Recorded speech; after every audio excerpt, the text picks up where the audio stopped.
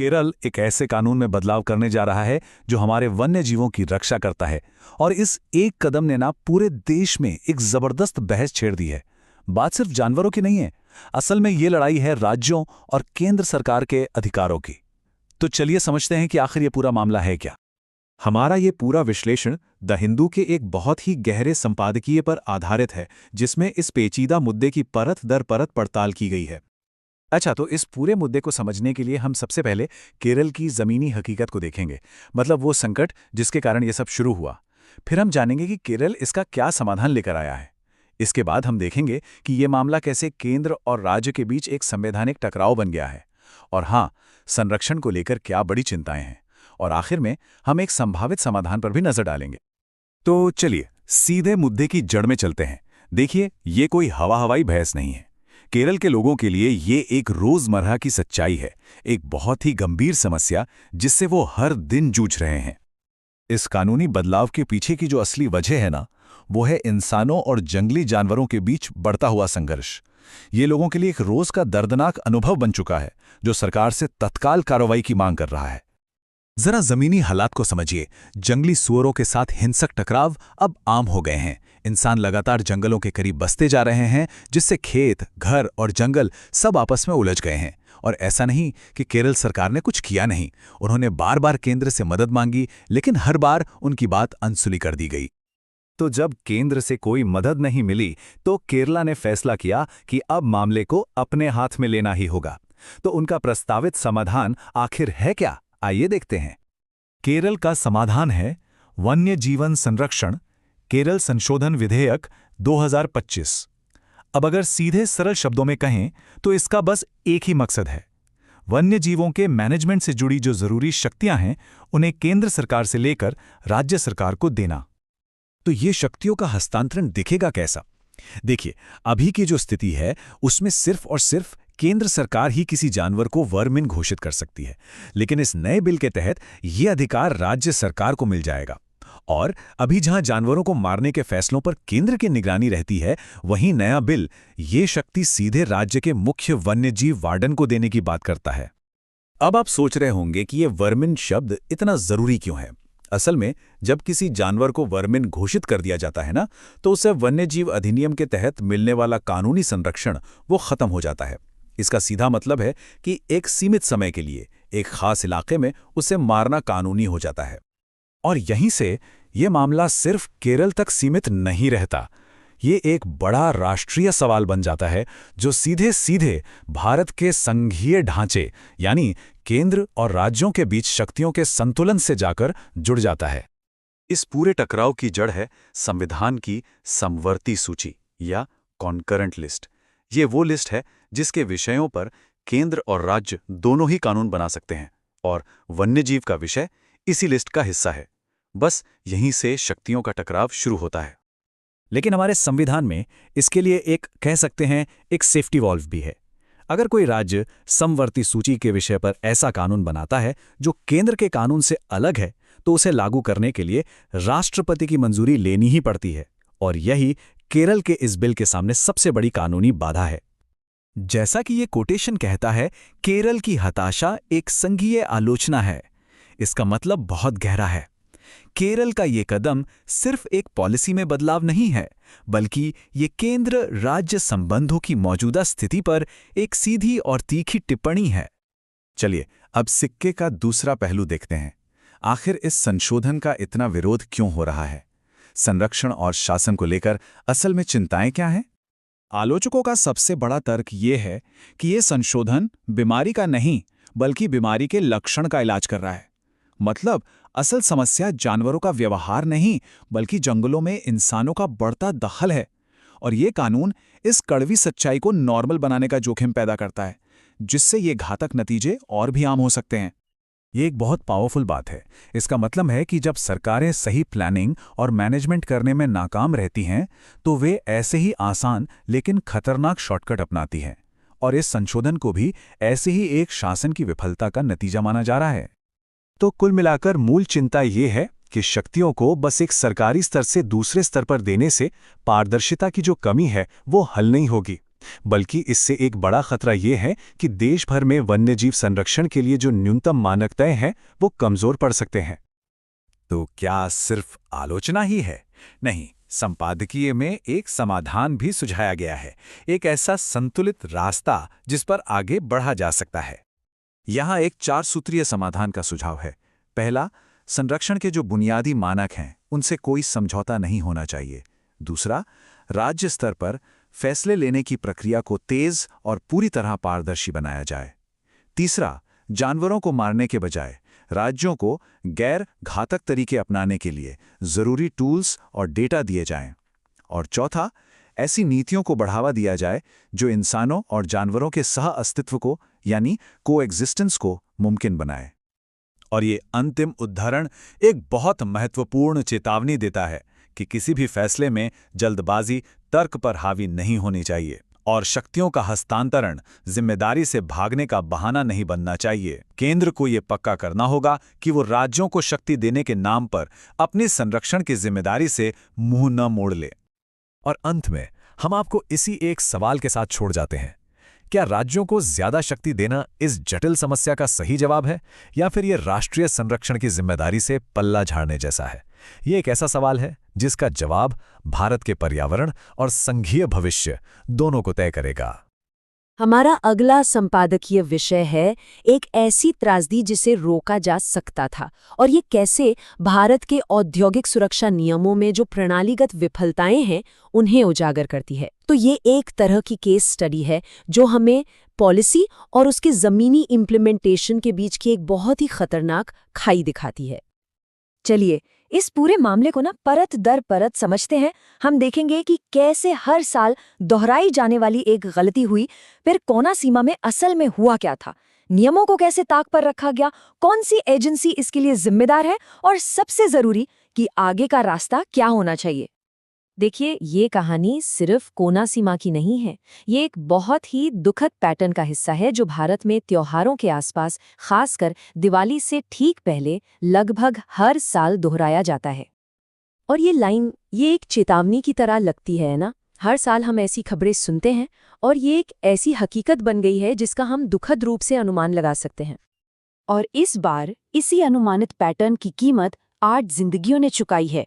कोनासीमा में एक पटाखा यूनिट में जो धमाका हुआ उसने 8 परिवारों को हमेशा के लिए बदल कर रख दिया।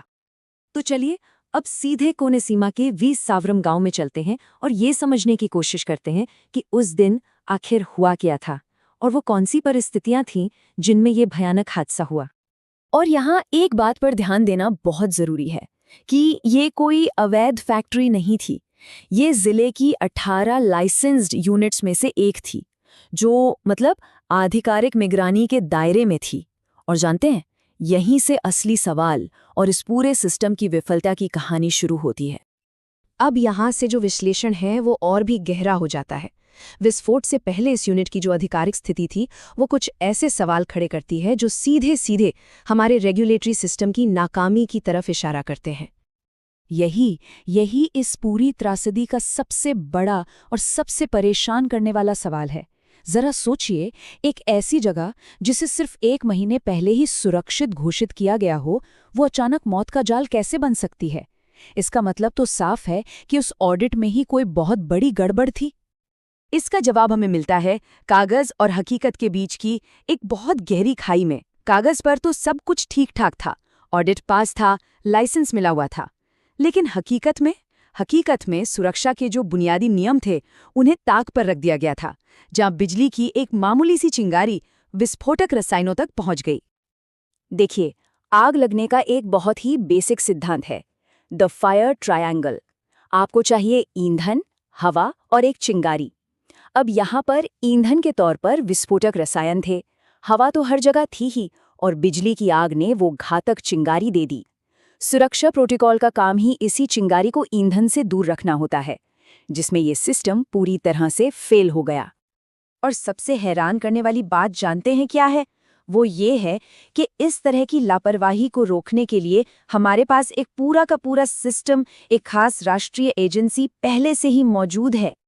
इस एजेंसी का नाम है पेसो, यानी petroleum and explosive safety organisation. इसका मुख्य काम ही यही है कि विस्फोटक बनाने और रखने वाली जगहों के लिए सुरक्षा के कड़े से कड़े नियम बनाएं और ये सुनिश्चित करें कि उनका पालन हो रहा है। और ये जान लीजिए कि पैसों के नियम कोई मामूली सुझाव नहीं है। ये बहुत ही सख्त और हाई लेवल के स्टैंडर्ड हैं, जैसे कि बिजली के सारे उपकरण फायर सेफ होने चाहिए, चिंगारी पैदा करने वाले स्विच बोर्ड और विस्फोटक रसायन बिल्कुल अलग थलग रखे जाएं।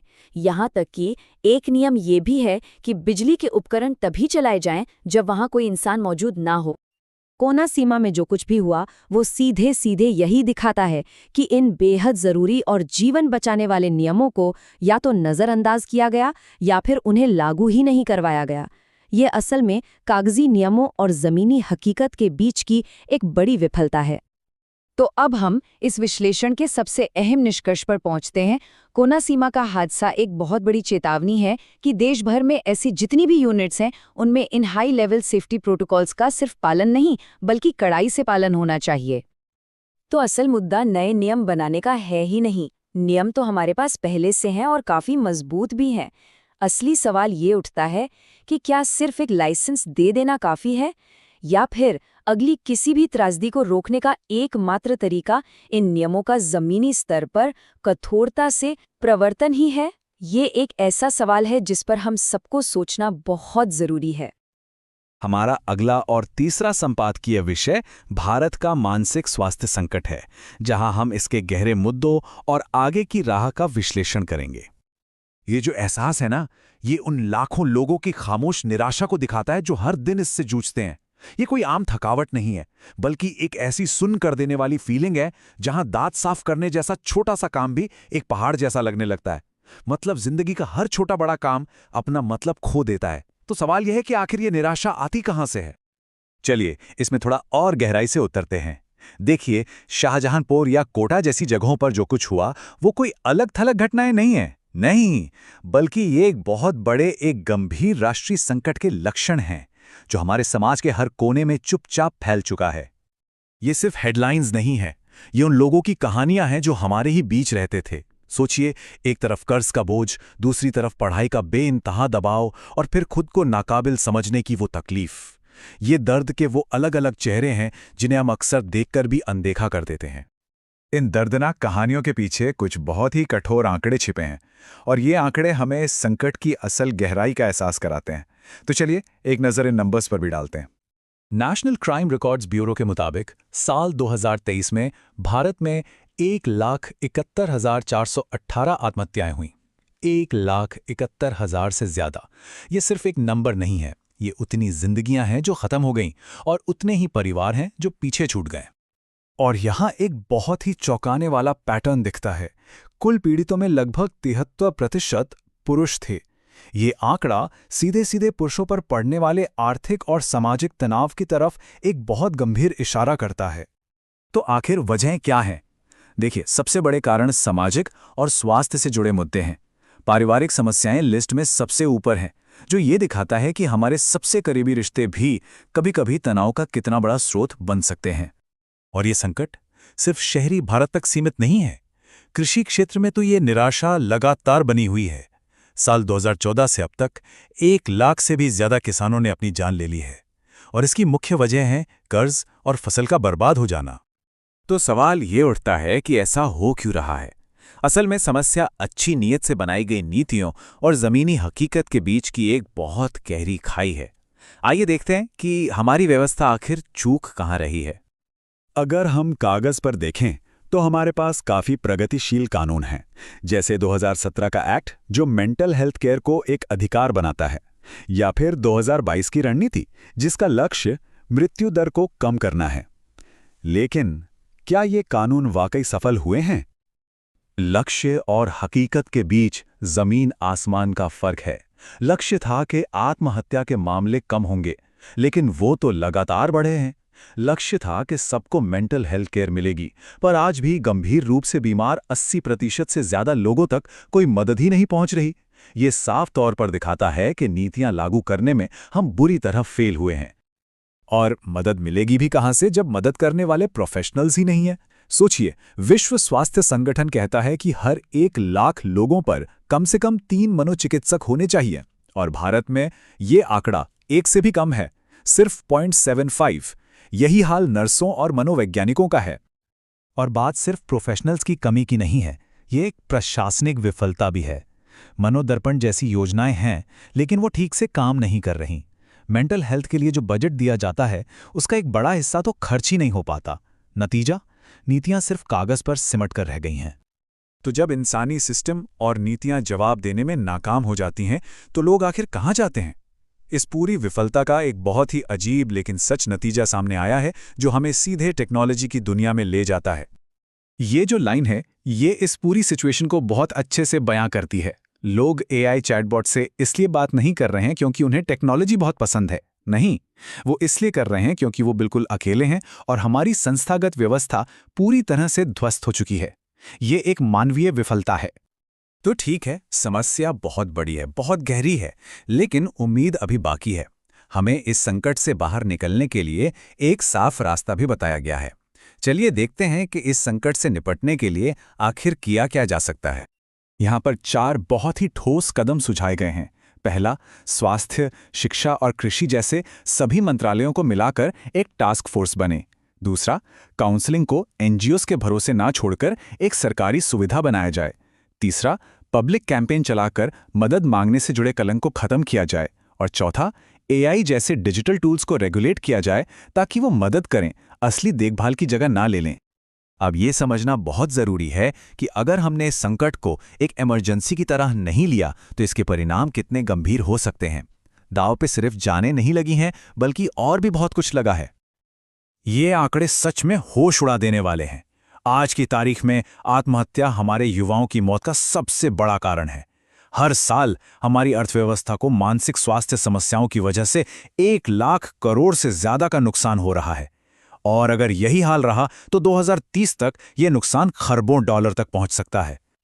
और आखिर में इस पूरी बातचीत का, इस पूरे विश्लेषण का जो सार है, वो इन 2 शब्दों में छिपा है। हर एक जान कीमती है। अगर भारत को सच में एक आधुनिक, एक प्रगतिशील और एक मानवीय राष्ट्र बनना है, तो उसे उन जिंदगियों को बचाकर यह साबित करना होगा जो आज खामोशी में खत्म हो रही हैं। ये याद दिलाना सबसे जरूरी है कि हर कोई मायने रखता है।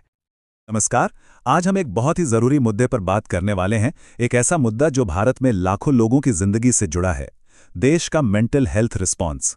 हम देखेंगे कि नीतियां क्या हैं, चुनौतियां कौन सी हैं और आगे का रास्ता क्या हो सकता है। तो चलिए शुरू करते हैं। हमारा चौथा और आखिरी संपादकीय विषय है भारत की मानसिक स्वास्थ्य प्रतिक्रिया। देखिए, ये एक काफी जटिल मुद्दा है और हम ये समझने की कोशिश करेंगे कि भारत इस बड़ी चुनौती से कैसे निपट रहा है। आज की हमारी चर्चा कुछ इस तरह आगे बढ़ेगी।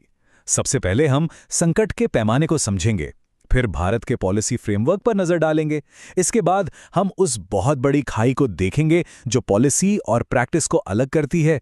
फिर दुनिया के मुकाबले भारत कहाँ खड़ा है ये देखेंगे और आखिर में एक मजबूत समाधान के लिए क्या रोड मैप हो सकता है, इस पर बात करेंगे। तो सबसे पहले आइए इस संकट के पैमाने को समझते हैं। देखिए, किसी भी समस्या से निपटने के लिए ये जानना जरूरी है कि वो कितनी बड़ी है। और भारत में मेंटल हेल्थ से जुड़े आंकड़े सच में आंखें खोल देने वाले हैं। इस आंकड़े को देखिए, 13.7%। ये भारत में मानसिक बीमारियों की लाइफ टाइम प्रिवेलेंस है। आसान शब्दों में इसका मतलब है कि भारत में लगभग हर 7 में से 1 इंसान को अपनी जिंदगी में कभी न कभी किसी न किसी तरह की मेंटल हेल्थ कंडीशन का सामना करना पड़ता है। ये सच में एक बहुत बड़ी संख्या है। तो इस संकट को देखते हुए भारत ने कागज पर क्या किया है? अब हम भारत के पॉलिसी फ्रेमवर्क पर नजर डालेंगे, वो अधिकार जो हमें सिद्धांत रूप में तो मिले हुए हैं।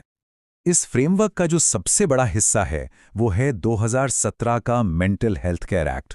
ये एक ऐतिहासिक कानून था जिसने मेंटल हेल्थ केयर को एक अधिकार बनाया, आत्महत्या की कोशिश को अपराध की श्रेणी से बाहर किया और लगभग 20 करोड़ भारतीयों के लिए इंश्योरेंस कवरेज को जरूरी बना दिया। और इस अधिकार को भारत के सुप्रीम कोर्ट ने और भी मजबूत किया है। कोर्ट ने साफ कहा है कि मानसिक स्वास्थ्य अनुच्छेद 21 के तहत एक मौलिक अधिकार है। अनुच्छेद 21 जो जीवन और स्वतंत्रता के अधिकार की गारंटी देता है, अब उसमें मानसिक स्वास्थ्य भी शामिल है। इससे मुद्दा कानूनी तौर पर बहुत ज्यादा जरूरी हो जाता है। अच्छा, कानूनी ढांचे के अलावा कुछ खास सरकारी कार्यक्रम भी चल रहे हैं। जैसे डिस्ट्रिक्ट मेंटल हेल्थ प्रोग्राम, जिसका मकसद जिला स्तर पर देखभाल मुहैया कराना है। फिर है टेलीमानस, एक 2407 हेल्पलाइन जो अब तक 20 लाख से ज़्यादा टेली काउंसलिंग सेशन कर चुकी है। और मनोदर्पण जैसी पहल स्कूल के बच्चों के मानसिक स्वास्थ्य पर ध्यान केंद्रित कर रही है, जो 11 करोड़ से ज़्यादा स्टूडेंट्स तक पहुंच चुकी है। लेकिन एक सवाल उठता है, अगर नीतियां और कार्यक्रम इतने अच्छे हैं तो ज़मीनी हकीकत इतनी अलग क्यों है? यहीं से हम तीसरे सेक्शन में आते हैं, द ग्रेट ट्रीटमेंट गैप, यानी इलाज में बहुत बड़ी खाई। चलिए समस्या की जड़ को समझना शुरू करते हैं। यहीं पर असलियत सामने आती है। नेशनल मेंटल हेल्थ सर्वे के मुताबिक सामान्य मानसिक बीमारियों के लिए ट्रीटमेंट गैप 85% है। जरा सोचिए इसके बारे में। जिन 100 लोगों को देखभाल की जरूरत है, उनमें से 85 लोगों को वो मिल ही नहीं रही है। ये कोई गैप नहीं, ये तो एक बहुत गहरी खाई है। तो ये खाई आखिर है क्यों? इसके कई कारण हैं। सबसे पहला तो है एक्सपर्ट्स की भारी कमी। 1 लाख लोगों पर एक साइकियाट्रिस्ट भी नहीं है। दूसरा, इंफ्रास्ट्रक्चर की कमी है। हालत यह है कि प्राइमरी हेल्थ सेंटर्स में जरूरी दवाएं तक खत्म हो जाती हैं। फिर आता है सामाजिक कलंक। आज भी 50% से ज्यादा भारतीय मानसिक बीमारी को एक व्यक्तिगत कमजोरी मानते हैं। और आखिर में पुनर्वास सेवाएं, वो तो जरूरत का 15% भी पूरा नहीं कर पाती। चलिए अब एक कदम पीछे हटकर देखते हैं कि दुनिया के मुकाबले में भारत की स्थिति कैसी है। ये तुलना हमें बहुत कुछ बताती है। सबसे बड़ा फर्क तो बजट में ही दिख जाता है। भारत अपने स्वास्थ्य बजट का सिर्फ 1.05% मेंटल हेल्थ पर खर्च करता है। इसकी तुलना अगर यूके या कनाडा जैसे देशों से करें तो वो 8 से 10% खर्च करते हैं। ये अंतर जमीनी हकीकत को पूरी तरह बयान कर देता है। लेकिन ये सिर्फ पैसे की बात नहीं है। हमारा वर्कफोर्स मॉडल शहरी विशेषज्ञों पर बहुत ज्यादा निर्भर है, जिससे ग्रामीण इलाके पीछे छूट जाते हैं। इंश्योरेंस कवरेज 15% से भी कम है, जबकि कई विकसित देशों में ये 80% से ऊपर है। हमारी डायग्नोस्टिक नीतियां भी WHO के ग्लोबल स्टैंडर्ड से पीछे हैं और हमारे पास प्रगति को ट्रैक करने के लिए कोई मजबूत डेटा सिस्टम भी नहीं है। तो अब सवाल ये उठता है कि आगे का रास्ता क्या है? सेक्शन 5, एक मजबूत प्रतिक्रिया बनाना, यानी बदलाव का एक रोड मैप। चलिए देखते हैं कि इस हालत को सुधारने के लिए क्या किया जा सकता है। देखिए, समाधान किसी एक दिशा से नहीं आएगा, बल्कि इसे हर तरफ से आना होगा। शुरुआत बजट बढ़ाने से होनी चाहिए। इसे हेल्थ बजट का कम से कम 5% तक ले जाना होगा। फिर वर्कफोर्स को बढ़ाना होगा, खासकर मिड लेवल प्रोवाइडर्स को ट्रेन करके, ताकि शहर और गांव का अंतर मिट सके। मेंटल हेल्थ को प्राइमरी केयर और इंश्योरेंस का हिस्सा बनाना होगा। और इन सबके साथ साथ बेहतर डेटा सिस्टम, कलंक मिटाने के लिए अभियान और सरकारी मंत्रालयों के बीच असल समन्वय की सख्त जरूरत है। और यहीं पर हम इस विश्लेषण के सबसे जरूरी और आखिरी सवाल पर आते हैं। क्या एक मजबूत और एकजुट प्रतिक्रिया भारत के मेंटल हेल्थ गैप की इस गहरी खाई को आखिरकार पाट सकती है? इसका जवाब हम सबके सामूहिक प्रयासों पर ही निर्भर करेगा। ये वीडियो देखने के लिए धन्यवाद। अगर आपको ये पसंद आया तो कृपया इसे शेयर और सब्सक्राइब करें। धन्यवाद।